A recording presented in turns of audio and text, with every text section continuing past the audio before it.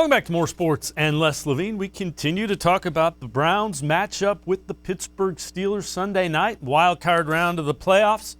Mentioned all of the playoff experience that Ben Roethlisberger has. The Browns have a guy with some playoff experience in Jack Conklin, their free agent right tackle that they signed.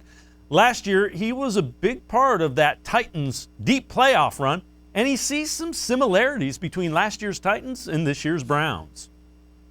Run pretty much the same offense, and again, I think it's just coming down to run the ball. If you can run the ball and take control of that game, I mean, it just changes the whole thing. When you get up on teams, run the ball, it opens up your playbook. It allows the defense to get after the other team's offense, and it's more exciting. You just see the life coming out of other teams when you just can run the ball and just take hold of that game, and the physicality is you're beating up the other teams and you're not really taking as much. And I think if we can drive that point home, is just doing everything we can to take that fight out of every other team, and that's really what's going to take you the long way in the playoffs.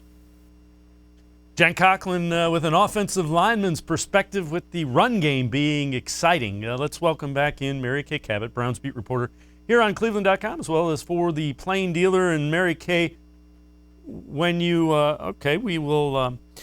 we will take a little bit of time here, and let's go to Colin Cowherd now. Colin Cowherd, national reporter, had some interesting things to say. He says Cleveland at Pittsburgh has the potential to be a tire fire. Pittsburgh's going to roll. First of all, the Steelers played their backups against the best Cleveland Browns in the last 15 years, maybe 30, and it was close. For the season, the Browns had negative point differential, not easy to do and make the playoffs.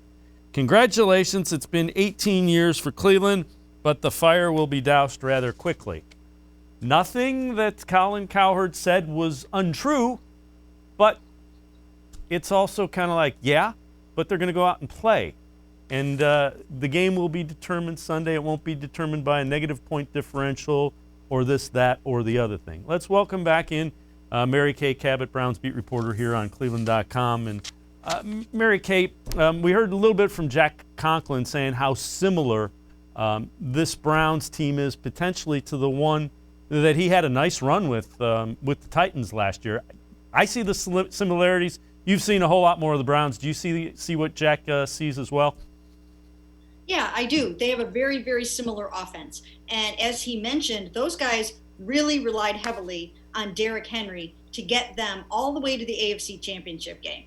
So, I think if the Browns use a similar formula and rely heavily on Nick Chubb, Kareem Hunt, and then again, as we mentioned, run your play action off of that and your bootlegs and all that kind of stuff, then they should have a decent chance of keeping it close and who knows, maybe even stealing a victory in Pittsburgh. But I think it will also come down to takeaways, as it almost always does. I mean, look at that game against the Pittsburgh Steelers on Sunday. It really came down to MJ Stewart grabbing an interception off of Mason Rudolph. And I think it will be more of the same.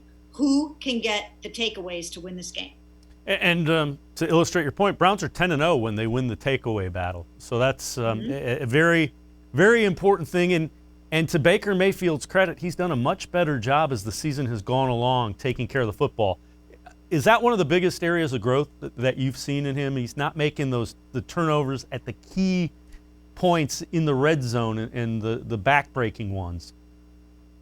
Yeah, from an interception standpoint, yes. He really cut down on his interceptions. Of course, as we know, he fumbled the ball 3 times in that Jets game, including on the costly 4th and inches at the end. He did the same thing a couple weeks earlier in Tennessee, which could have also been disastrous. So protecting the football must happen not only through the air, but also just hanging on to it now that he's running so many keepers and scrambling around and doing those kinds of things. He has to protect the ball in those situations as well. What do you have as the formula for the Browns winning? What do they have to do to steal it or come up with a win in Pittsburgh and move on? Again, there's no style points. It's get one more point and move on. Well, the Steelers are not running the ball all that well. So I think it will be on that side of the ball. It will come down to Ben versus those three excellent receivers of his, and then on the Brown side of the ball, they just have to try to use their power running game. I mean, just rely on Nick Chubb as much as you possibly can, and then hope that some things open up for Baker Mayfield to hit some shots. Utilize your tight ends the way that he did in this past game. Hit some shots to Austin Hooper, maybe David Njoku. Who knows? Harrison Bryant might even be back this game. Not really sure about that yet. And then get the takeaways. That's got to be the key. You've got to punch the ball out from somebody. You've got to grab an interception. You have to get your ball back for the offense. Mary Kay Cabot, Browns beat reporter here on cleveland.com, as well as in the Plain Dealer. Appreciate the time and the insight as always. Thanks very much, Mary Kay. Sure. Thanks for having me. All right, Mary Kay Cabot, Browns beat reporter. Time for us to take a quick time out. On the other side of the break, Jake Burns from the Orange and Brown Report joins us. More sports and Les Levine will be right back. Stay with us.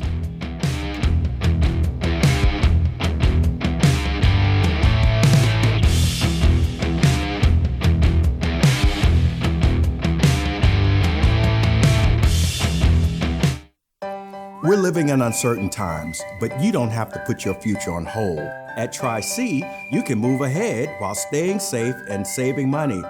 The majority of fall classes will take place online, but we've added a variety of formats to meet your learning needs, and we've taken many steps to keep you safe on campus. Whether you're ready to get started or your four-year plans have changed, check out Tri-C's programs and resources, because Tri-C is where futures begin. Well, hello, everyone. Let me tell you a little bit about Browns Football Insider. For only $3.99 a month, you can get text sent right to your phone each day from me, Dan Lobby, Scott Pasco, and Ellis Williams. In addition to that, you'll receive a Football Insider newsletter every day with special things from us, things that you won't see anywhere else on the site. You'll get breaking news, analysis, features, film breakdown, and things like that. Texting us directly gives you a great chance to cut through the clutter of Facebook, Twitter, other social media, and avoid the trolls. Also, it's the only way to get your questions on the Orange and Brown Talk podcast. So why should you sign up? Try a 14-day free trial. You can cancel at any time. All it takes is one text, but you won't want to cancel. We have hundreds of subscribers join us over the last year. They love it and have stayed with us. We're seeing the Football Insider community grow every week. And it's only $3.99 a month, which is less than 14 cents a day. What I like most about Football Insider is the opportunity to connect with you one-on-one and really communicate with you. So how can you become a Football Insider? You can click on cleveland.com/Browns, the blue banner at the top of the page. Or easier yet, text me at 216-208-3965. Again, that's 216-208-3965. It takes attention to detail. With your local Bryant dealer, you're getting more than just a technician. You're getting someone who pays attention to your needs and the little things that make a big difference. It takes a dealer you can rely on. And to keep your family warm this winter, here, let me show you how this works. It takes Bryant. Bryant, whatever it takes. And to keep your family comfortable, it takes Smiley One Heating and Cooling. Find them at smiley1.com.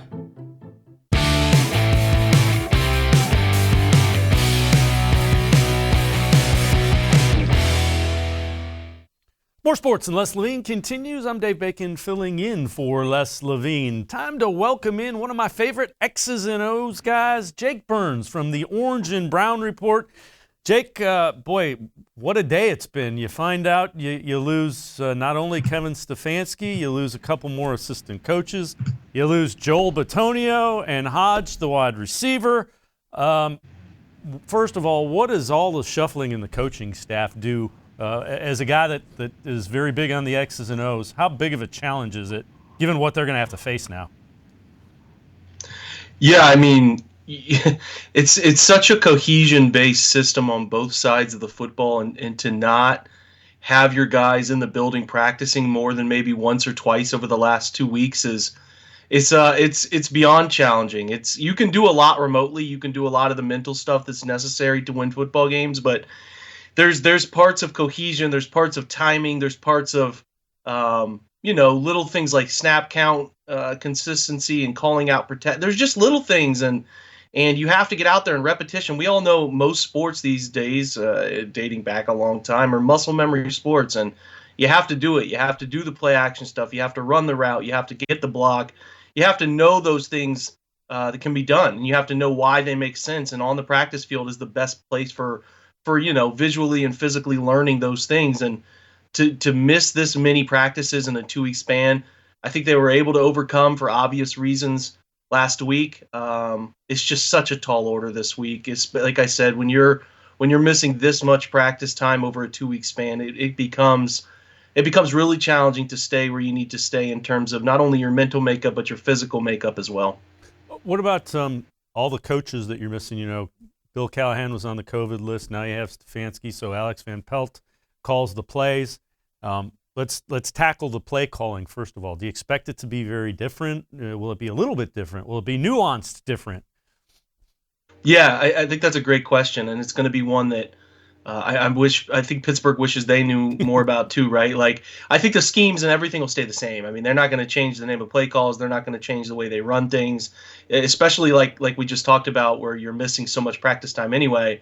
You have to keep everything as close to parallel to what it normally is as possible. But what you do have is a different voice in Baker Mayfield's ear, play to play, on the headset, and especially what goes into his helmet every time he's getting a play call in. And you have a guy who's got different tendencies. I mean, Kevin Stefanski has his way of doing things, and that's well documented now through 16 games. The Steelers have, a scouting department and analytics department that has produced tendencies for Kevin through 16 games. And now you have somebody completely different and very little experience in terms of being able to handle an offense. There was 2009 that Van Pelt was last calling plays. The Bills had a situation where before the season they fired, under Dick Duran, they fired their offensive coordinator like a week before the season, and he jumped in and took over. But that's really been it, So Alex is a smart guy. He's a quarterback in his background. He's played quarterback in the NFL. I'm sure he's absorbed a ton of things over the last 11 years coaching in the NFL, and he's probably ready for this opportunity. He was ready for it before the season. If you listen to quotes and you listen to Kevin Stefanski, he was close to giving him that opportunity. So this will be good for Alex. It'll be, if you want to glass half full it, I mean, it'll be good for Alex, and perhaps it keeps Pittsburgh on their heels a little bit in terms of, hey, we don't know how this guy's going to call plays. We don't know what his first down play action tendency is. We don't know, some of those things that defensive coordinators thrive on when setting up coverages and setting up blitz schemes. It could be beneficial for the Browns. We'll see. One thing that definitely won't be beneficial for the Browns, Joel Bitonio, a guy you hate to see miss it, the longest tenured Brown. How big of a loss is that on that offensive line that's been a strength of this team?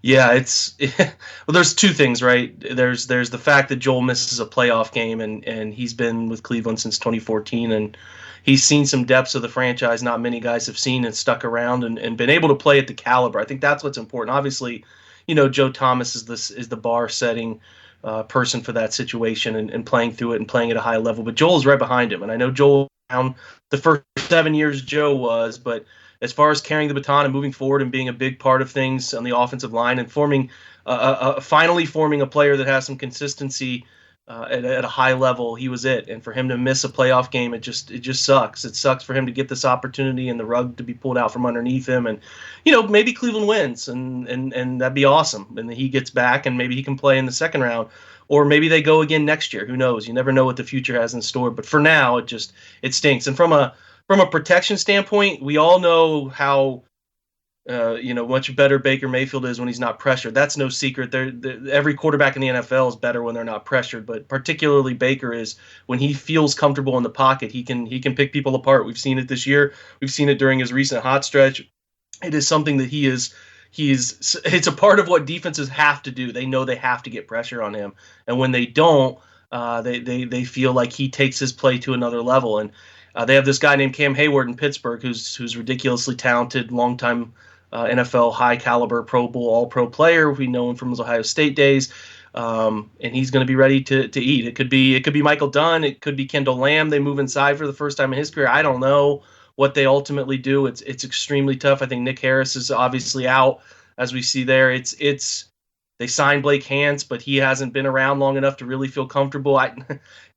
It's not ideal. It's really not ideal, and it's a tough spot with a really good player ready off of a fresh week where Cam didn't play in week 17. So you keep your fingers crossed that they can tilt the protection that way as often as they can. You'll probably see them get out of empty, keep it back in the backfield a little bit to help, but it's just let's try to mitigate the damage with Cam as much as we possibly can and really hope for the best. And the thing that's tough too is this offensive line is very good, but they rely on all five being on the same page. The zone blocking, wide zone stretch it's important that everybody's in perfect cohesion, perfect communication, passing off players at the first level to get to the second level. They obviously love what Joel's able to do and pulling concepts, power, counter schemes. He gets out and he's great in space. So some of those things get taken away from you now in terms of just feeling really comfortable about doing them, and adds an extra wrinkle to what you're going to have to overcome. So not I don't know.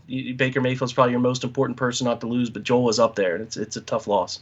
The other thing, do you think the Browns were holding anything back a week ago? Did you learn did the Browns offensive staff, defensive staffs learn anything from that game against Pittsburgh? Some things that maybe they can do, and do you think they held some stuff back as well? That's a good question, and one that's been asked a lot to me, because they didn't run many screens, they didn't run a ton of play action. They have never been a very consistent wide zone play action team in terms of the bootlegs that you guys are accustomed to seeing, where Baker play action one direction and he boots out the opposite direction. Odd front teams, what I mean by odd front teams are teams that play a true nose guard and then two defensive linemen and two outside linebackers, making it 5 defensive linemen, making that obviously is an odd number. Some teams play a 4-3, some teams play what's called a 3-4, while in fact a 3-4 is really a 5-2, 5 guys on the line of scrimmage. It's very challenging to run boot fakes back off of that because you have very wide defenders. Think TJ Watt, think Bud Dupree. Before Bud Dupree's hurt, they replaced him with Alex Highsmith. Think those guys playing wide, and when they play wide, it's hard to get them to commit to the run game on the backside, and that means your quarterback's a sitting duck when he tries to boot off of it. So I don't know if they held anything back. That's something you probably have to get some truth serum in Kevin and ask him. It'd be pretty audacious to hold something back in an absolute must-win for the franchise of 18-year drought. That'd be holding your cards close to your vest. I don't know what he did in that regard. I thought they could have done more creative stuff. Maybe they have some creative things they wanted to put in this week. We'll see if they're even able to do those things. But I expect some more screens. I expect a little bit more play action. The Browns are deadly in play action this year, but Pittsburgh has the number 1 ranked passer rating against when it comes to defending play action. So they do a nice job against it. So my suggestion is hand 24 of the ball as many times as it's going to put you in an advantageous situation as possible. But you're going to have to get Baker in the gun, and they're going to have to do what they've been doing from the gun, which is throwing quick, getting the ball out quick to mitigate that pass rush that is so deadly for Pittsburgh. So hopefully they can keep themselves out in front of the chains, because when they get their best guys back up front, they played all of their secondary for the most part. Joe Hayden's on the COVID list as well. He's a missing piece, but for the most part they played a large portion of their secondary, so it's not going to be that much different, but they are adding 2 really, really, really good players up front, and that matters. It didn't seem like they threw the ball to the tight end quite as much as you might as well. Is that another thing that you think you might see more of, and maybe even some 2 tight end sets, Yeah, for sure. I think they can do. There's a lot of things they can do. Baker took a couple sacks off play action in Week 17. That if you caught the all 22 angle, if you have Game Pass on the NFL Network, you could see that there were guys open. So I think they're going to try to push the football downfield, challenge the back half of Pittsburgh's defense. They have not done a great job the last few times they played of pushing the football downfield. They did hit Rashard Higgins on a double move there, but dating back to their Week 6 matchup, they did not do much downfield. They have to unlock a deep portion of the field. So obviously KhaDarel Hodge is out. That's tough. For your depth, we don't know about the status of Donovan Peoples-Jones, so we'll keep an eye on it. But they have to really try to take the lid off. If you can hit a big play on Pittsburgh's defense in the passing game, then that can maybe loosen up the second level and allow you to get in the gun like they like to get in the gun and be able to pick on some empty look throws that they can take advantage of. So, listen, I'm just going to be honest. The odds are stacked against them. They're missing important pieces at the spots they need, and they're obviously missing the guy who's been their most consistent beacon in Stefanski, is their play caller, who knows this stuff in and out better than anybody. So, listen, if they're able to pull this off, it would be an all-timer. Jake Burns of the Orange and Brown Report. So we're going to step aside, take a quick time out. On the other side of the break, we will flip sides of the ball. We'll ask Jake about the defense, the secondary, Ben Roethlisberger. We're talking Browns, Steelers, AFC wildcard matchup coming up. Stay with more sports and less Levine. We'll be right back.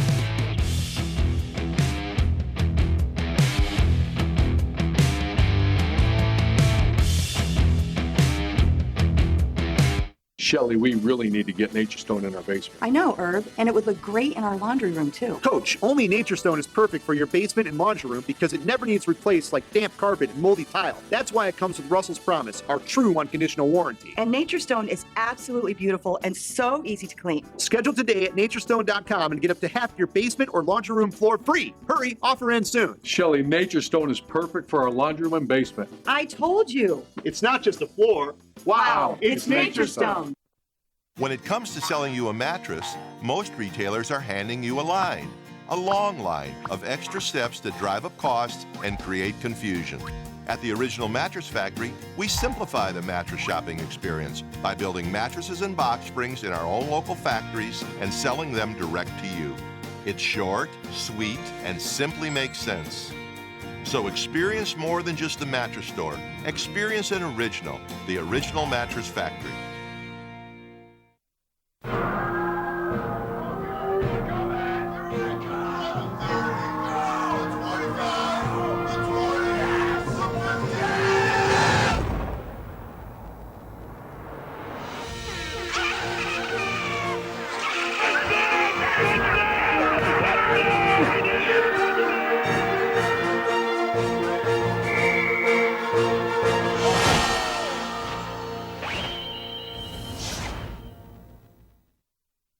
Presque Isle Downs and Casino has sports betting. Use one of our 50 state-of-the-art Bet America kiosks to place your bet and watch your favorite games on one of our many HD televisions or visit our sportsbook area. Only at Presque Isle Downs and Casino.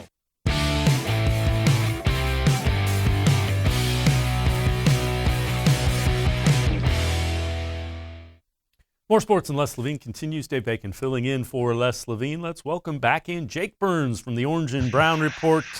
Jake, let's flip sides of the ball. The Browns secondary depleted. They had some other guys in linebacker area that were banged up. Olivier Vernon tears his Achilles. He's out. If I gave you the magical powers to make sure the Browns could get one guy back for this game that would help them the most, who do you think it would be? It'd probably be Vernon. I think he's just a nice threat. He's playing his best football this year. Had 9 sacks and was getting after the quarterback effectively, playing the run game well. He sets the edge extremely effectively in the run game, and it's tough to get away from playing him as they have as a predominant strong side edge defender. So I'd probably bring him back. B.J. Goodson's important. He's been their Mike linebacker all year. He's done a nice job. They call that the green dot.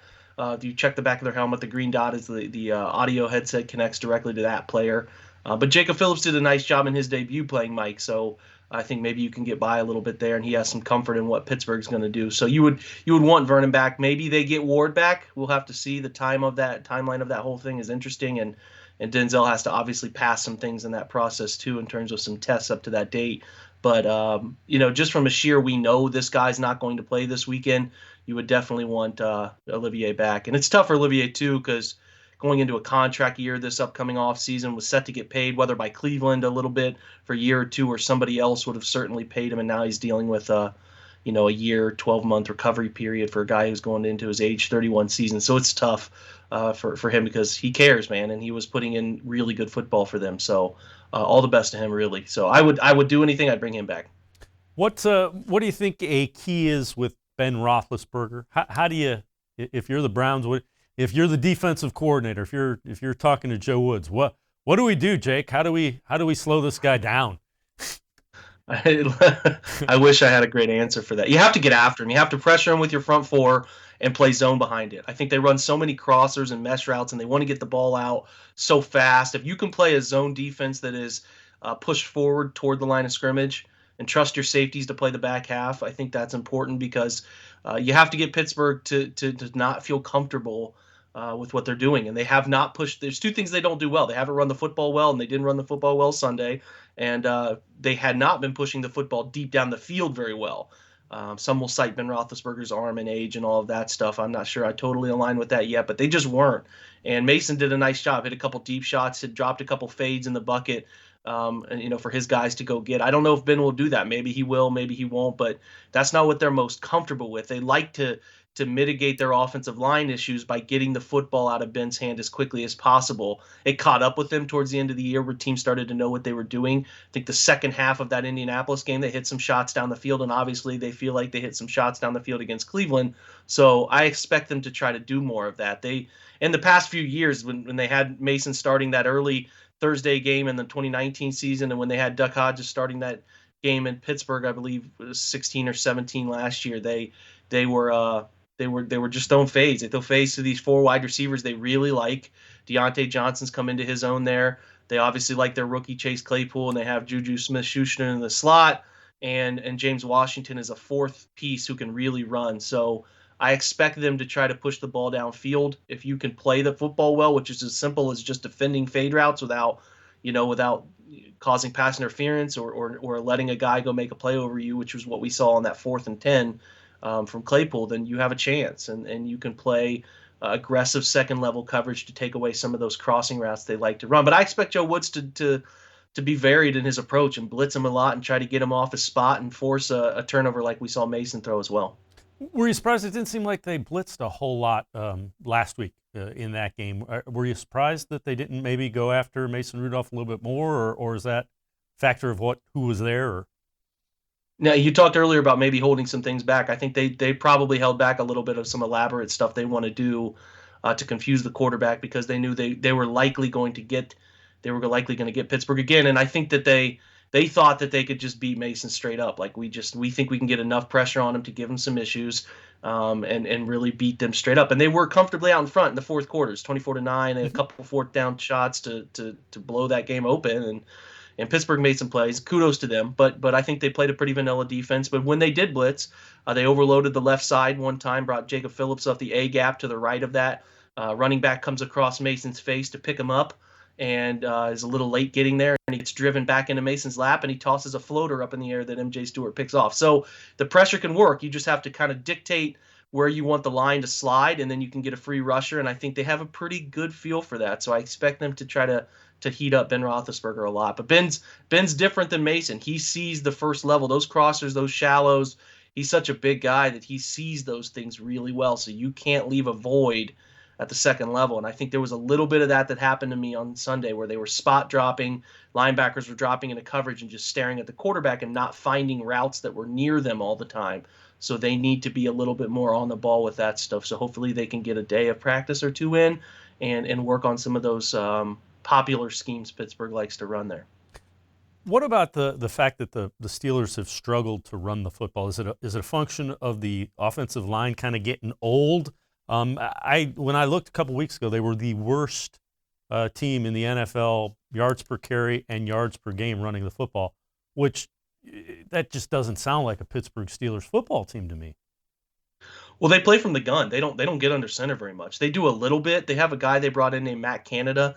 I'm going to challenge everybody's football memory here a little bit. If you remember a few years ago, Ohio State went to Maryland and almost lost in Maryland. They put up 45 points on them, and Matt Canada was the head coach and offensive coordinator for that Maryland team. He runs a ton of flat motion, jet motion stuff to try to move your eyes and move you off of a gap, and they do a little bit of that. If you think back to just Sunday, they do a ton of that flat motion and then run, but they don't. Their identity is from the shotgun. They run from the gun and they throw from the gun and they do a little bit of play action from the gun. But when they get under center, it's not something that is their identity that they're comfortable with doing all the time. So, they don't have a playmaking running back. James Conner's just kind of he's just another guy. He's got a great story and he's a powerful guy, but he's not running away from anybody and he's not gonna make you miss in space very often. Benny Snell's the same type of guy out of Kentucky, a downhill runner who's not going to make you miss much. So they don't have a playmaker at that position to create yards for them out of nothing.